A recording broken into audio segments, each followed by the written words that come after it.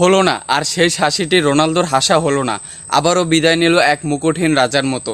আমরা চাইব 2026 সালের ওয়ার্ল্ড কাপে যেন রোনালদোর হাতেই ট্রফিটি উঠুক।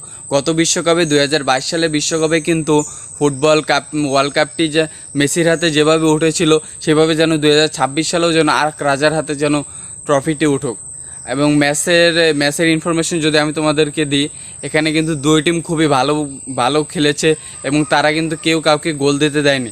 শেষ পর্যন্ত প্ল্যানটি হয়েছিল, যেখানে ফ্রান্স কিন্তু প্ল্যানটিতে 5টাতে 5টাই গোল করেছে এবং পর্তুগালের হয়ে সবাই গোল করলেও একজন মিস করেছে, সে হলো জো ফিলিক্স। তার মিস হওয়াতে কিন্তু আজকের এই ম্যাচটা পর্তুগালকে হারতে হয়েছে।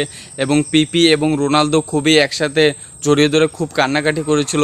আসলে এই ম্যাচ হারার অনুভূতিটা খুবই খারাপ। আমরা চাইবো পরবর্তী বিশ্বকাপে যেন রোনালদো এই ট্রফিটি নিক এবং শেষ হাসিটা